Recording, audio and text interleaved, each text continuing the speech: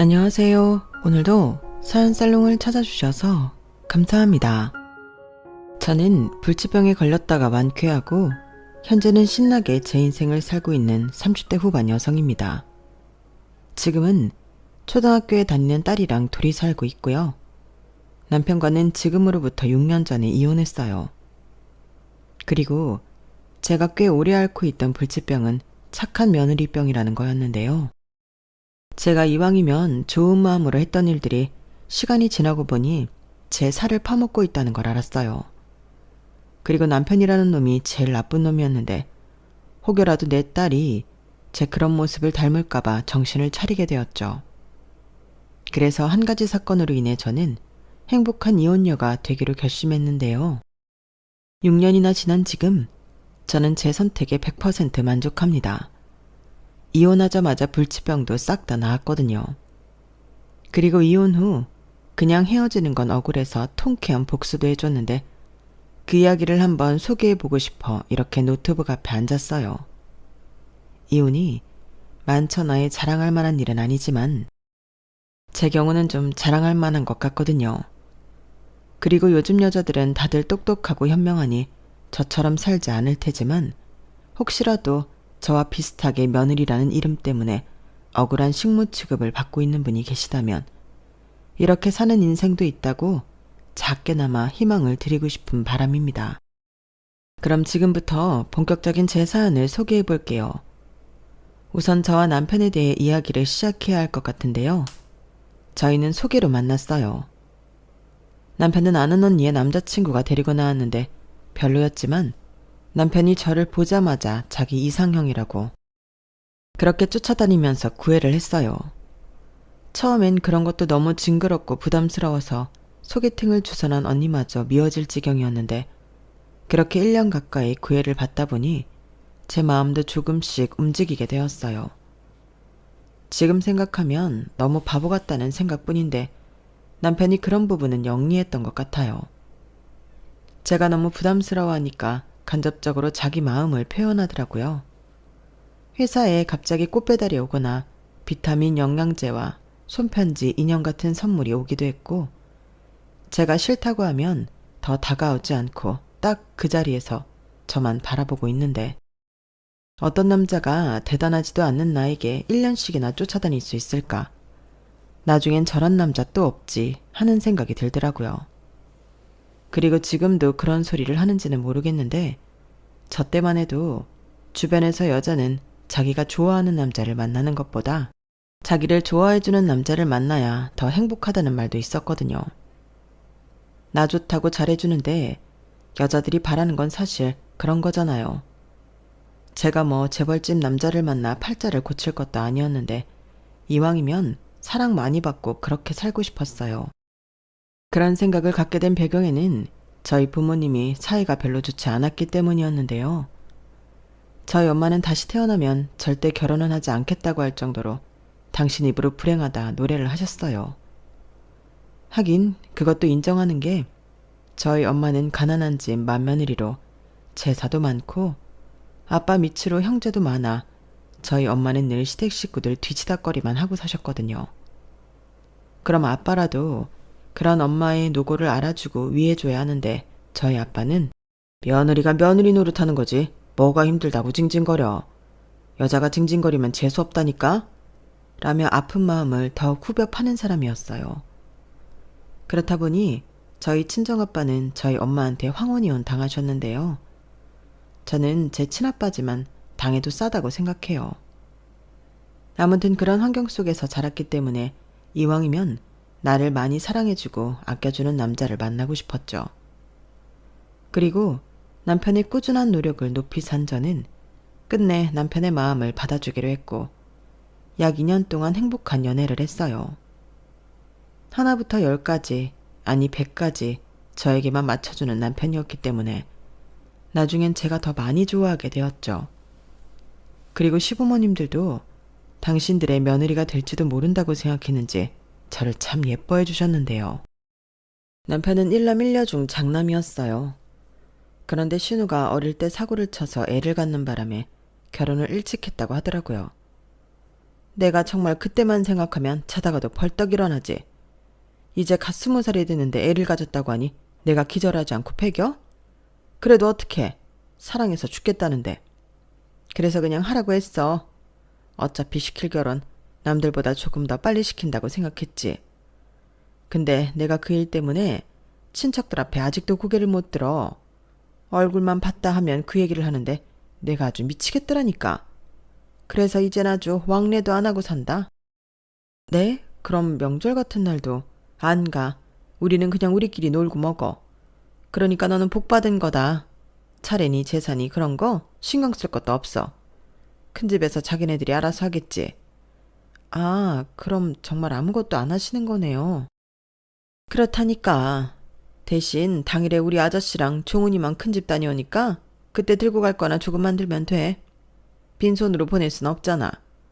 그래도 그게 어디니? 우리는 안 가도 돼. 너무 좋지 않니? 너는 내 덕 보는 거야. 나 같은 시어머니가 또 어딨다고. 이렇게 신우 일 때문에 시어머니는 자기네 친척들과도 사이가 멀어졌다고 했는데 그 덕에 편히 산다며 제가 그 덕을 보는 거라고 재차 강조하셨어요. 그리고 그때는 솔직히 좋다고도 생각했는데 나는 그럼 우리 친정엄마처럼 제사나 명절에 음식한다고 고생은 하지 않겠구나 하면서 내심 속으로 제가 결혼을 잘 하는 거라고 생각했어요. 그렇잖아요.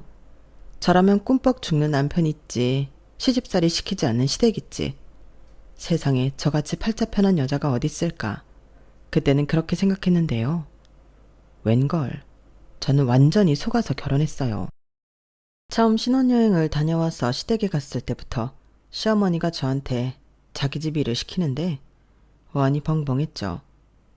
이제 여기도 네 집이다. 그럼 너도 집안일을 해야지. 내가 뭐 대단한 걸 시키는 것도 아니고 그냥 우리 먹을 밥이나 하고 청소 좀 해. 나는 요즘 허리가 아파서 꼼짝을 못하겠다. 그 정도는 할 수 있지? 너 시집 오기 전에 내내 자취했다며. 그럼 웬만큼은 다 할 수 있는 거 아닌가? 냉장고 열어서 네가 하고 싶은 거 아무거나 해. 다 괜찮아. 이렇게 말씀하셨는데요. 시어머니가 워낙 말씀을 잘하시다 보니 저는 얼떨결에 신혼여행 다녀오자마자 앞치마를 입었어요. 그리고 살짝 긴장해서는 김치찌개와 계란말이 같은 간단한 음식을 만들어 상을 차렸는데 시어머니가 피식거리더니 그래, 큰 기대는 안 했다. 그래도 그렇지 이게 뭐냐? 나물 같은 것도 못 무치니? 냉장고에 시금치 있는데. 아, 됐다. 오늘은 이거 먹을 테니까 다음엔 분발해라. 라고 못마땅한 티를 내셨어요. 하지만 남편은 왜, 이 정도면 진수성찬이네. 김치찌개도 맛있어. 역시 우리 와이프가 못하는 게 없다니까. 이렇게 말하며 제 편을 대놓고 들었는데 그때는 그게 저를 위한 거라고 착각했죠. 그런데 시간이 지나고 보니 그건 저를 위한 게 아니더군요.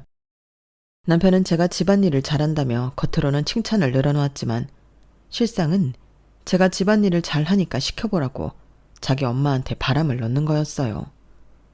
그리고 시어머니는 그런 자기 아들의 의도를 파악하고 저를 못 부려먹어 안달이 났는데 말씀은 또 우리 며느리 잘한다고 하도 들어서 솜씨 좀 보려고.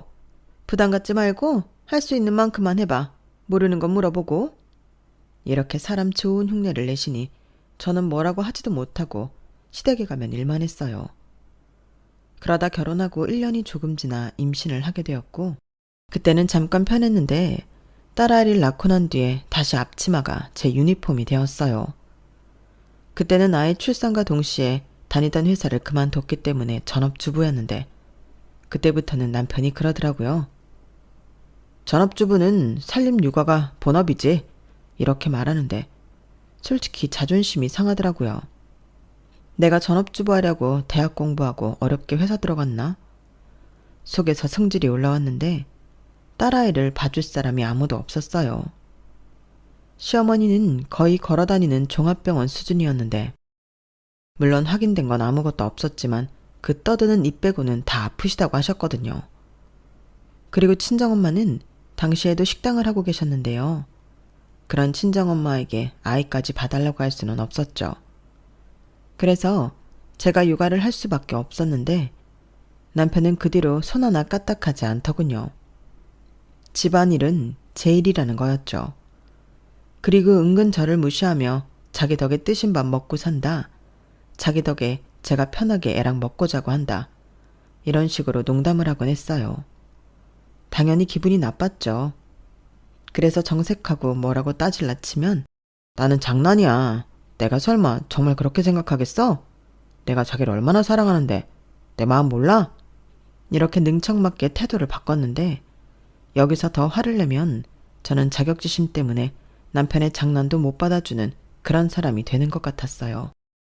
그래도 기분 나쁘니까 하지 말라고 한 번은 진지하게 얘기를 했는데 남편은 별것도 아닌 일로 자기한테 무안을 준다고 입이 대빨 나왔었죠. 그리고 그때 잠깐은 조심하는 것 같았지만 사람들이 있는 자리에서는 은근 그 버릇이 또 나오곤 했는데요. 그때는 정말 남편이 아니라 왼수가 따로 없더라니까요. 그래서 삐쳐있으면 미안하다고 자기가 실수했다고 또 싹싹 비는데 나중엔 일부러 그러는 것 같았어요. 그러니 집에 손님이 오거나 시댁에 가는 등 우리 식구들 말고 다른 사람들이 있는 자리를 저는 별로 좋아하지 않았는데요. 남편은 원래부터 사람들이랑 어울려 노는 걸 좋아해서 별일 없어도 시댁에는 가고 싶어 하더라고요. 명분은 뻔했죠 뭐. 우리 예쁜 딸 보여주러 가야지. 할머니 할아버지가 얼마나 우리 공주를 보고 싶겠어? 이렇게 말하면서 애 때문이라도 시댁에 가야 한다고 했는데 거기 가면 저는 또 혼자 일만 할 게 뻔했어요. 주방일은 당연하고 재수 없으면 이불 빨래나 냉장고 청소 같은 일을 할 수도 있었는데 물론 며느리니까 좋은 마음으로 해드릴 수는 있지만 아 다르고 어 다르다고 제가 자발적으로 하는 게 아니라 시켜서 하는 일은 하기 싫었어요. 그리고 시댁에 가면 남편까지 포함해 세 사람이 저만 쳐다보고 일을 시키려 하는 꼴도 보기 싫었는데 남편이 막무가내로 시댁에 전화해서 간다고 해버리니 저만 죽상으로 시댁에 가야 했어요. 그럼 저는 차에서 나도 좀 쉬고 싶은데 왜 맨날 자기 마음대로야? 배려 안 해? 나는 자기 집에 가면 또 밥하고 청소해야 하잖아. 라고 싫은 소리를 남편한테 자주 했는데 에이 우리 착한 와이프가 왜 이러실까? 라며 전혀 씨알도 먹히지 않았죠. 그렇게 시간이 흘러 저희 딸이 제법 컸어요. 그래서 유치원에 다니게 되었고 계속 이렇게는 살 수 없으니까 저는 다시 일을 하기로 마음먹었는데요. 취업이라는 게 생각처럼 쉽지 않더군요. 특히 어린애가 있는 경력 단절 여자에겐 취업의 문은 더 좁았는데 면접을 보러 가면 벌써부터 저를 보는 시선이 제가 무슨 용돈벌이를 하러 온 사람을 대하는 것 같았어요. 애가 아직 어린데 아직은 애가 엄마 손을 많이 필요로 하지 않나요? 배우자분 소득으로는 어려우신가요? 한 번은 이런 무례한 질문을 받기도 했는데요. 이미 그 사람은 저를 채용할 마음이 없다는 걸 단번에 알 수 있었죠. 그리고 그런 일을 몇 번 당하니 저도 주눅이 들었는데 아, 나는 이제 채용해줄 회사가 없구나 이런 생각이 들더라고요. 하지만 이대로 포기하기엔 너무 억울했어요. 그렇다고 파트타임 같은 일은 하고 싶지 않았는데 제가 돈 때문에 일을 한다기보다 남편한테 무시당하지 않으려 일을 하는 목적이 더 컸기에 번듯한 직장을 갖고 싶었죠. 그래서 생각한 게 공부였어요. 회사에서 저를 채용해주지 않는다면 제 스스로 전문가가 되자 결심했죠. 그리하여 처음엔 남편한테 얘기하지 않고 혼자 공인중개사가 되기 위해 공부를 시작했는데 와, 무슨 정치 법 공부하는 것처럼 모르는 투성이더군요. 당연히 투자 대비 결과는 미미했어요. 그래도 사람이 칼을 뽑았으면 무라도 잘라야 한다고 저는 포기할 수 없었는데요. 그래서 좀 더 투자를 하기로 했죠. 시간 때문에 학원은 못 가도 인강은 들어야겠더라고요. 그뿐만 아니라 문제도 많이 접해야 실전 준비를 할 수 있었는데 그렇게 야금야금 돈을 쓰다 보니 꽤 많은 돈을 쓰게 되었어요. 그러니 생활비가 구멍이 났고 어쩔 수 없이 남편에게 커밍아웃을 하게 되었는데요. 남편은 또 저에게 별 쓸데없는 짓을 한다며 그만하라고 했어요. 공부는 뭐 아무나 해? 그거 진짜 어렵대. 무슨 법대 공부하는 것처럼 외울 것도 많다고 하던데 아줌마가 그걸 어떻게 하냐? 자기가 하면 동네 아줌마들 살림 안 하고 다 그거 하지. 괜히 헛돈 쓰지 말고 정신 차려. 이렇게 말하면서 사람 기분에 초를 치는데 진짜 저게 제 남편인가 싶더군요. 아무 상관없는 남도 저렇게 말하지 않을 것 같았거든요. 그래서 허리띠를 저 졸라매는 한이 있어도 공부는 계속하겠다 다짐했는데요. 남편은 그새 촉새처럼 자기 부모님한테 제가 공인중개사 공부를 하고 있었다고 떠들었어요. 그러자 시어머니가 살림이나 잘할 것이지 뭐하러 그런 쓸데없는 짓을 하냐고 잔소리를 하셨는데 시아버님은 아무 말씀도 하지 않으셨지만 여전히 저를 출장 온 도우미 보듯 하셨어요. 평소 제가 없을 때는 당연하게 시어머니가 하시던 것을 제가 시댁에 오면 시키셨거든요. 아가, 나 물 좀 다오. 아가, 밖에 나가서 담배 좀 사올래? 그리고 요즘 도통 입맛이 없어서 오늘은 갈비찜 좀 맵게 해봐라. 이렇게 온갖 잡심부름에 당신 드시고 싶은 걸 만들라는 지시까지 하셨는데 남편은 자기 일이 아니라는 듯 신경도 쓰지 않았어요. 아니, 오히려 자기 집에 일 시킬 사람 데려온 듯 자기 부모님이랑 둘러앉아 낄낄거리게 바빴는데 저만 객식구가 따로 없다니까요.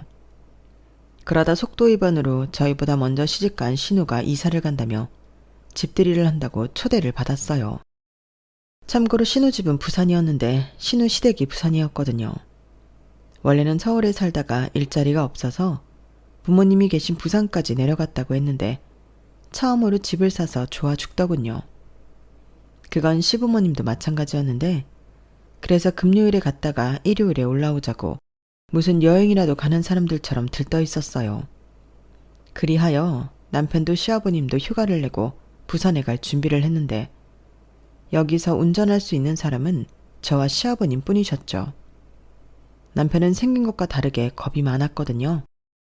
그리고 나는 서울에서 태어나 쭉 서울에서만 사는데 면허를 뭐하러 따? 지하철에 버스까지 가고 싶은데 다 데려다 주는데 운전할 필요가 없지. 이렇게 말하며 결혼 후에는 제 차만 주구장창 타고 다녔는데 애가 있으면 원래 여기저기 잘 다니잖아요. 다른 집은 아빠가 운전하는데 저희 집은 제가 운전 담당이었어요.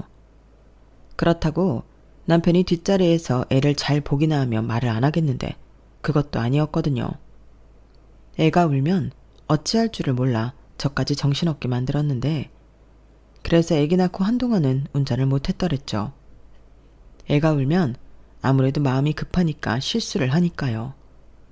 그러다 아이가 카시트에 잘 적응하고 다닐만 할 때부터는 제가 다시 운전을 하기 시작했는데요. 당연히 부산까지 가는데 운전할 사람은 저였죠.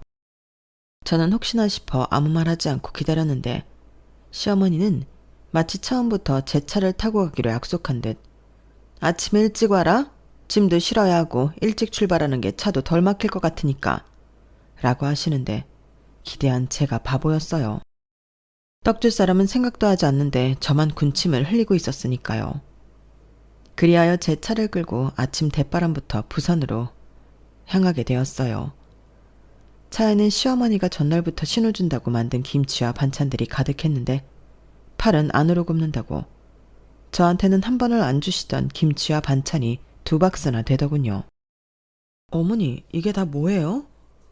김치. 걔가 원래 내가 담근 김치 아니면 못 먹거든? 전부터 엄마 김치 먹고 싶다고 노래를 불렀는데 똑 떨어졌다고 가져오라고 하네.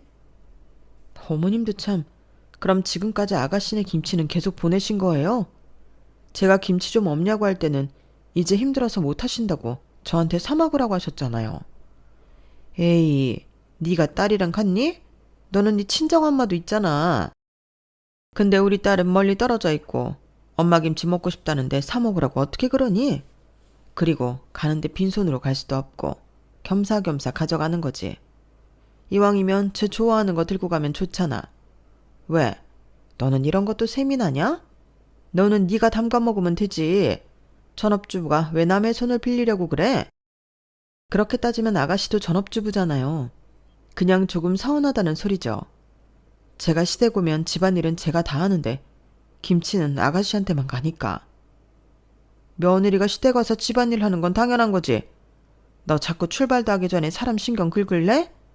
우리 이왕 가는 거 기분 좋게 가자. 부산 가면 바다도 보고 회도 먹고 좋잖아. 회는 네 시아버지한테 사라고 했다. 너 회 좋아하잖아. 나 같은 시어머니가 또 어딨니? 우리 아들 회보다 고기 좋아하는데 내가 이 와중에도 며느리를 챙긴다? 시어머니는 이번에도 자기 같은 시어머니가 어디 있냐며 자화자찬을 늘어놓으셨어요.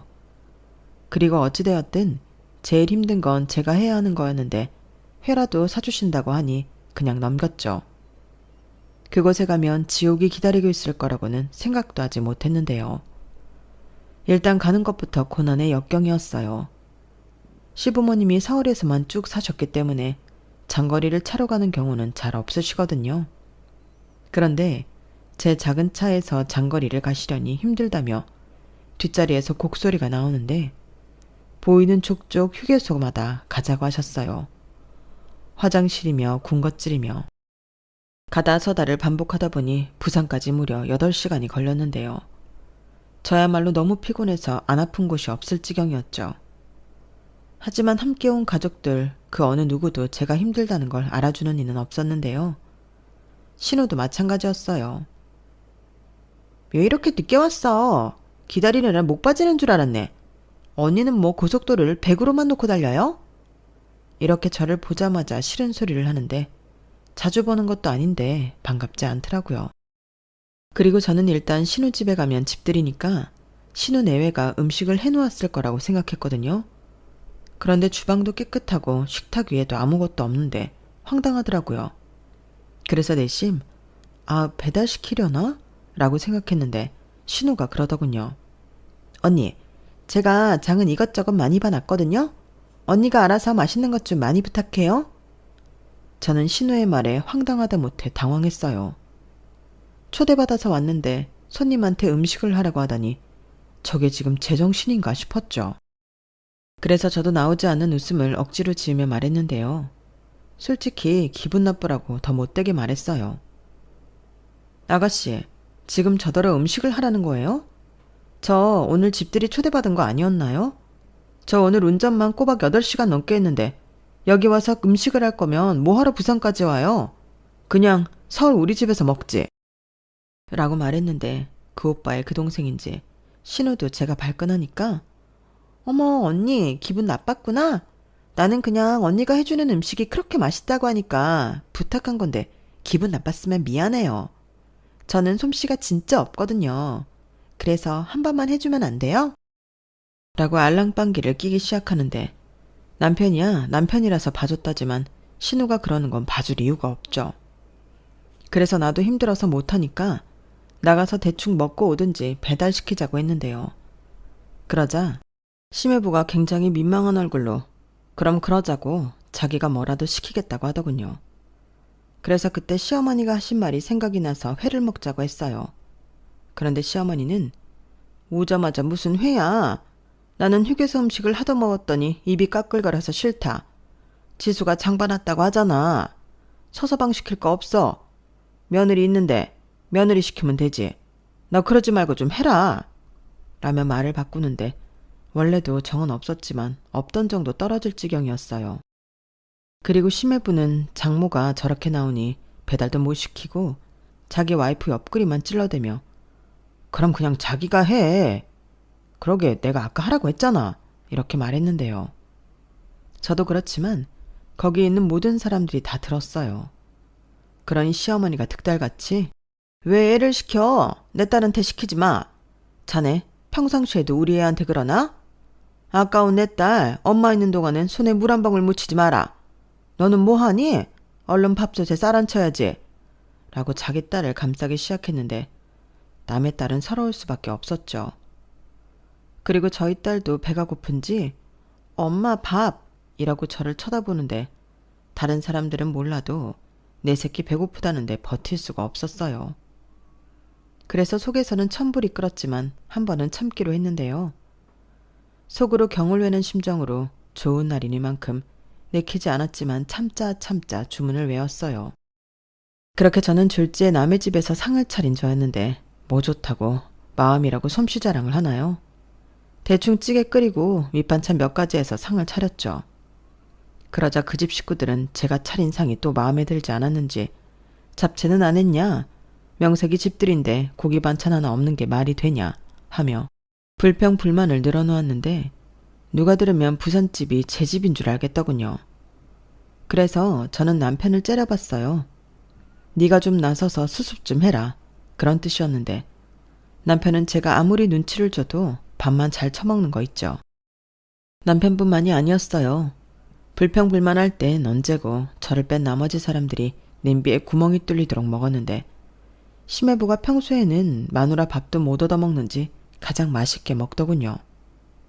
그러자 신우가 그건 또 기분이 나쁜지 자기 남편을 째려보고 난리도 아니더군요. 그런데 심해부는 저희 집 화상이랑은 다른지 신우 눈치를 살폈는데요. 그 모습을 보니 더 한숨이 튀어나왔어요. 그때 저희 딸이랑 눈이 마주쳤는데 저는 애써 웃으며 더 먹으라고 했지만 그 어린 게 제 눈치를 보는 것만 같아서 속이 상했어요. 하지만 남편은 제 속은 관심도 없다는 듯 자기 식구들 다 있다고 혼자 신이 났는데 모처럼 동생이 있으니 술을 마셔야겠다고 이번에는 술상을 차려달라고 미친 소리를 하더군요. 그래서 제가 작작하라고 어금니를 깨물고 얘기하니 갑자기 저희 딸이 아빠는 왜 그래?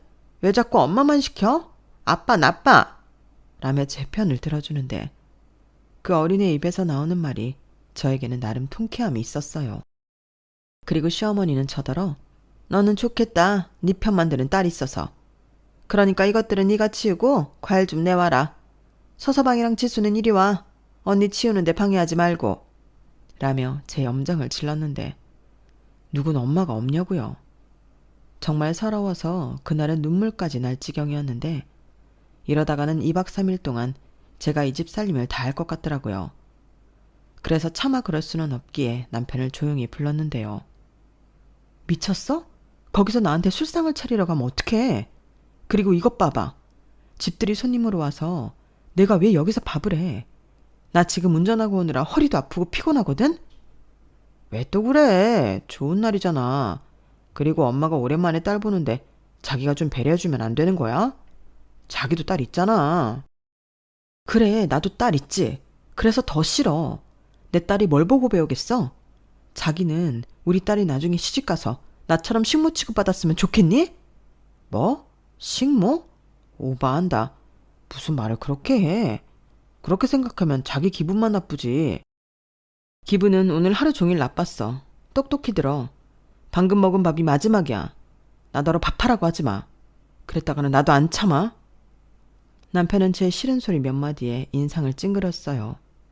그러고는 알겠다고 술상은 안 차려도 된다고 했는데 제가 쉬고 싶어 신우한테 어느 방을 쓰면 되겠냐고 물으니 돌아오는 대답도 한 어이가 없었어요. 어머? 언니도 방을 쓰게요? 방은 엄마 아빠들이고 또 하나는 우리 애방인데? 언니네는 거실 쓰면 되지 않나? 여기가 제일 넓고 좋잖아. TV도 있고. 라고 하는 거예요. 정말 기가 막혀서 말이 안 나왔는데 그래서 이번에는 그럼 나랑 우리 애는 근처 호텔이라도 가겠다고 선언했네요. 그러자 제가 이렇게 나올 줄은 몰랐는지 신우가 당황하더니 시부모님이 쓰실 방을 쓰라고 했는데요. 자기들이 안방 시부모님에게 내어주고 거실을 쓰겠다고 하더군요. 물론 좋은 마음으로 얘기한 건 아닐 테지만 저는 알겠다고 했어요. 자기가 그렇게 얘기하면 제가 아니에요. 어떻게 안방을 두고 거실을 써요. 거실을 우리가 쓸 테니까 그러지 마요. 라고 할 줄 알았나 보죠. 저는 아랑곳하지 않고 작은 방에 이부자리를 깔고 딸아이와 일찌감치 누웠어요. 그러자 곧이어 술파티가 벌어졌는지 연신 배달기사 초인종이 울렸는데 잠을 잘 수가 없을 지경이었죠. 그리고 새벽 4시가 다 돼서 남편이 자려고 방에 기어들어왔는데 저는 애 깨우지 말고 나가서 자라고 했어요. 그러자 거실에는 신우 내외가 자고 있어서 자기가 가서 잘 수가 없다고 막무가내로 저와 딸 사이를 파고들어 코까지 골면서 자는데 애는 시끄럽다고 깨고 정말 죽겠더군요. 그리고 저희 애가 우는 걸 밖에서 들었는지 시어머니가 빼꼼히 방문을 열었는데요. 예상했던 대로 저에게 깼으면 아침상을 차리라고 하셨어요. 그래서 저는 깬 거 아니고 남편 때문에 잠을 설치는 거라고 다시 잘 거라고 딸아이를 안고 누웠는데요. 시어머니가 못마땅하다는 듯 저거 정말 어떻게 하면 좋지? 아우 내 팔자야. 라고 궁시렁거리면서 방문을 닫는데 저야말로 이 집안 식구들을 어쩌면 좋을까 한숨이 절로 나오더군요. 그러자 딸아이가 말똥말똥한 눈으로 엄마 화났어? 라고 묻는데 차마 아니라는 말이 나오진 않더군요. 자식 앞에서는 그래도 좋은 모습만 보여주고 싶은 게 부모 마음인데 너무 속상했어요.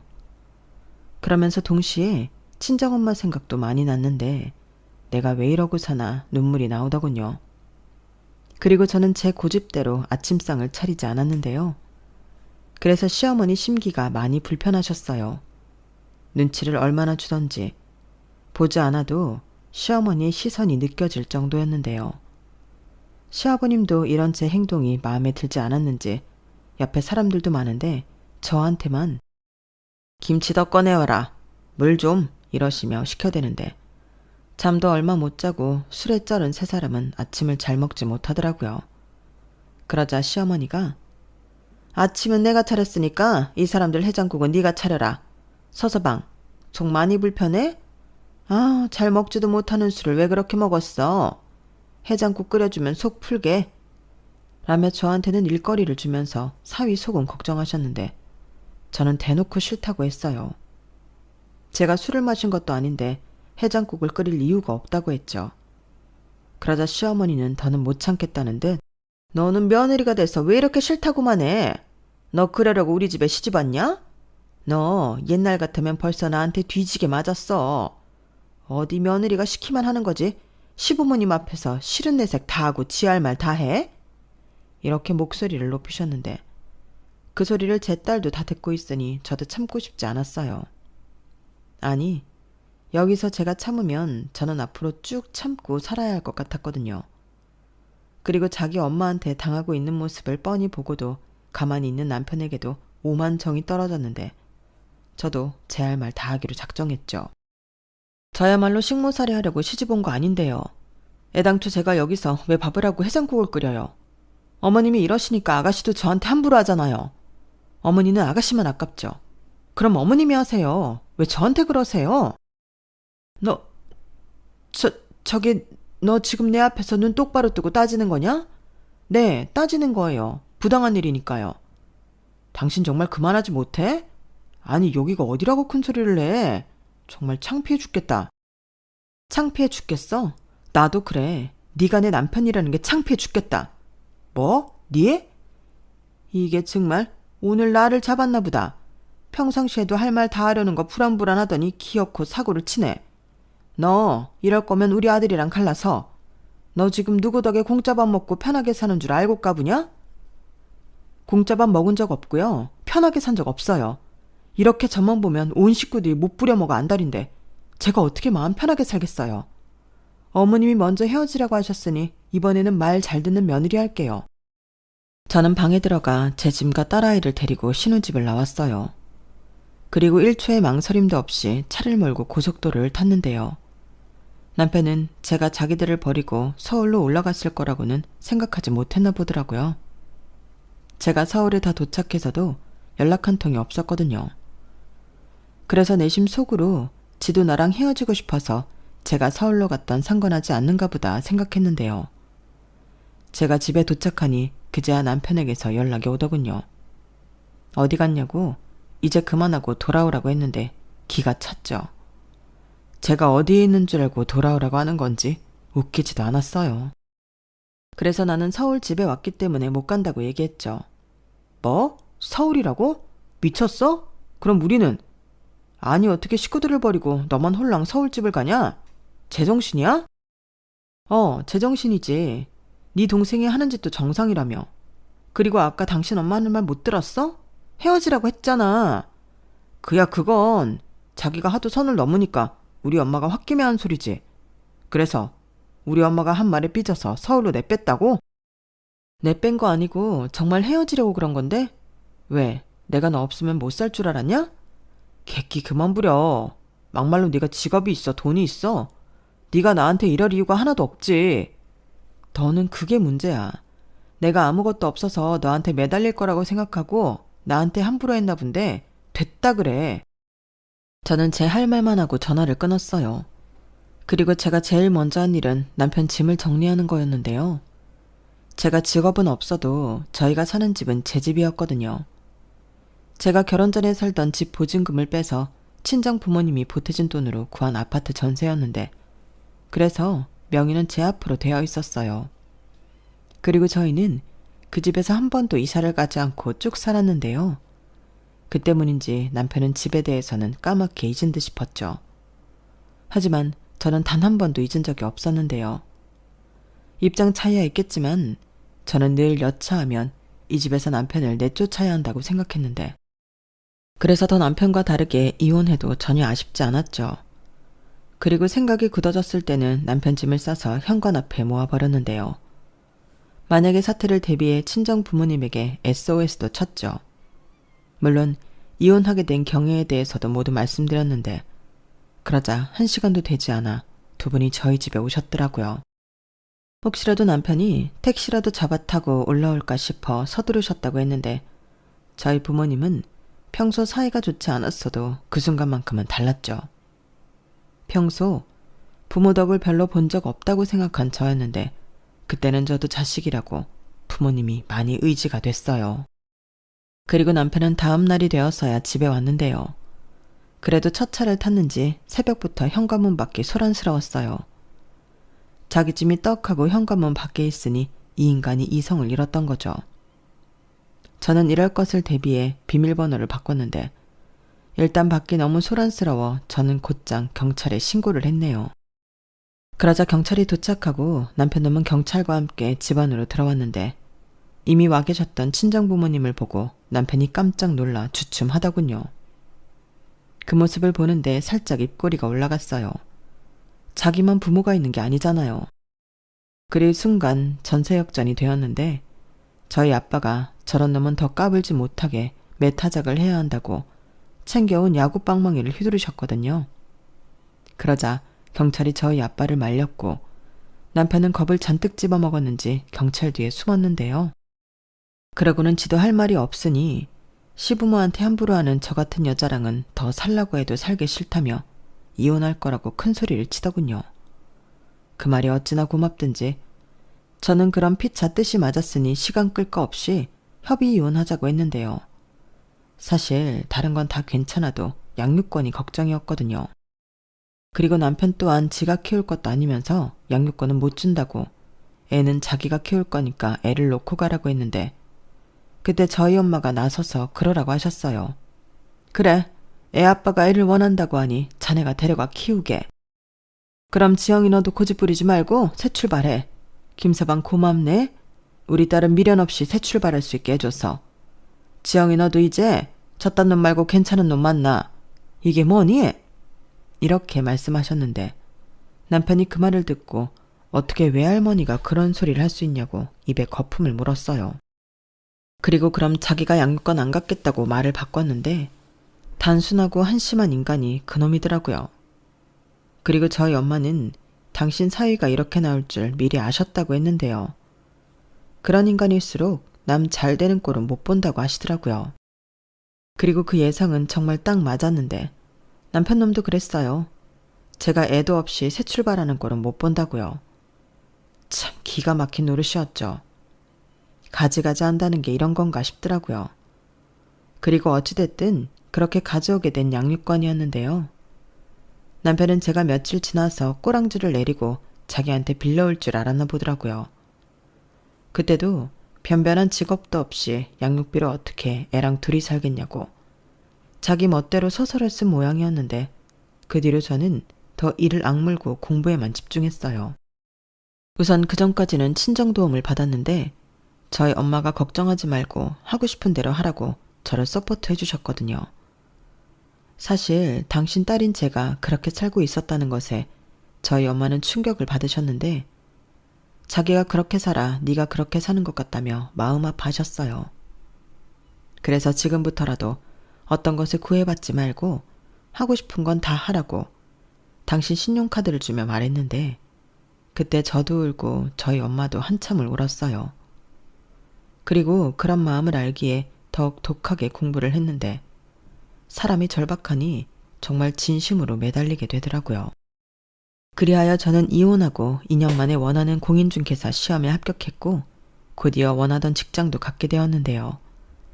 그때는 세상을 다 가진 것처럼 기뻤어요. 딸아이도 엄마 너무 멋있다고 엄지를 치켜 세워주는데 뿌듯하더라고요. 그렇게 저는 전문직 여성이 되어 등에 날개를 단 듯 훨훨 날았는데요. 그러다 이런 제 모습을 남편에게 드디어 보여줄 날이 되었어요. 남편은 저랑 이혼하고 집이 없으니 시댁으로 들어갔거든요. 그리고 매달 양육비를 잘 보내고 있었는데 시어머니가 그러셨대요. 양육비를 보내주니 제가 아쉬운 소리를 안 하는 거라고요. 그러니 돈을 주지 말라고 했다는데 법이 괜히 있나요? 저는 참았다가 양육비 미지급 강제 집행으로 통장 압류를 걸었는데요. 남편이 득달같이 연락을 해오더라고요. 그래서 일하는 중이라 바쁘니 퇴근 시간에 맞춰 회사 근처로 오라고 했는데 번듯한 직장인이 된 제 모습에 남편이 많이 놀란 모습이었어요. 그리고 아쉬운 소리하며 매달리는 쪽은 제가 아니라 남편이 되었는데요. 자기가 다 잘못했다고 재결혼만 할 수 있다면 자기 집이랑 연을 끊겠다고 하더라고요. 저는 됐다고 했어요. 그 미친 짓을 또 할 필요가 없으니까요. 그리고 그때는 이미 저에겐 남자친구도 있었는데 남편은 그 이 사실에 애엄마가 어떻게 그럴 수 있냐고 노발대발 난리도 아니었죠. 애엄마가 어때서? 나 이혼했잖아. 난 누굴 만나도 법적으로 아무런 하자가 없어. 이렇게 결정타를 날려줬는데 제 말에 울상이 된 그놈의 얼굴을 보니 얼마나 통쾌했는지 모릅니다. 그렇게 저는 압류 풀고 싶으면 밀린 양육비 내놓으라고 엄포를 하고 호련히 자리에서 일어났는데요. 다음날 시어머니가 저를 찾아오셨어요. 용건은 뻔했어요. 자기가 잘못했다고 자기 아들이랑 재결합하라고 하셨다는데 제가 미쳤나요? 저는 싫다고 거절했어요. 그러자 이번에는 자기 집이 어려워져서 그렇다며 도와달라고 사정하기 시작했는데 신혼애가 어려워져서 시댁 집을 팔아 돈을 해줬다고 하더라고요. 그래서 남편 수입만 의존하며 월세 생활을 하고 있다고 하셨는데 시아버님도 건강이 나빠져 일을 안 하신다고 저더러 도와달라고 애걸복걸하기 시작하셨어요. 이제 니네 맞벌이니까 같이 살면 금방 일어설 수 있잖아. 공인중개사 돈 많이 번다고 그러던데 우리 옛날 일 다 잊고 다시 잘해보자. 내가 잘할게. 어? 싫다는데 왜 자꾸 이러세요? 아까운 따님한테 말씀하세요. 그 집 도와주느라 힘드신 거라면서요. 아니다. 아버님도 일을 못하시면 그냥 그 부산집에 가셔서 사는 건 어떠세요? 딱인 것 같은데. 아무튼 저는 죽었다 깨어나도 다시 어머니 며느리 할 생각 없으니까 꿈 깨시고요. 아들 통장 압류 풀고 싶으시면 밀린 양육비 준비해 주세요. 이런 독한 년? 너 원래 그런 애였냐?